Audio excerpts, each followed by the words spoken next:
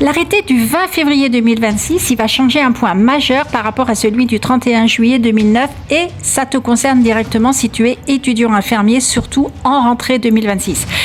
Avant, avec l'arrêté 2009, on était plutôt dans une logique qui était quand même très cloisonnée. On avait des UE, des crédits ECTS, des stages à valider et du coup, une progression qui était quand même très administrative. Mais si tu validais tes crédits, eh bien, globalement, tu avançais, point final. Mais aujourd'hui, l'arrêté 2026, il remet une chose au centre des IFSI, c'est la compétence réelle en situation professionnelle. Donc, ce n'est plus seulement est-ce que tu as tes 30 ECTS du semestre? Non, ça va être plutôt est-ce que tu sais agir, est-ce que tu sais prioriser, est-ce que tu sais sécuriser ton patient et est-ce que tu sais collaborer dans une équipe. Donc là, la logique, elle va devenir bien plus professionnalisante et bien plus exigeante, évidemment, mais aussi bien plus cohérente avec le terrain. Alors là, soyons honnêtes, il ne va pas falloir bachoter parce que ça ne suffira plus. Il faudra comprendre, il faudra relier théorie et pratique, il faudra justifier de tes décisions. Donc le bachotage, c'est terminé.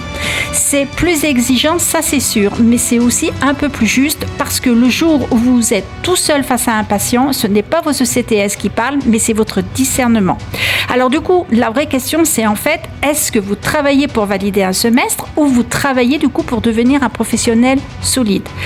Donc, si vous voulez que l'on travaille ensemble, que vous voulez avoir une scolarité qui soit sereine, que l'on travaille sur votre posture professionnelle pour ne pas vous louper dès le semestre 1, il n'y a pas de souci, vous prenez rendez-vous avec moi et du coup, vous intégrerez Soutien IFSI de façon à pouvoir avoir vraiment une scolarité parfaite et que vous puissiez passer tranquillement en deuxième année.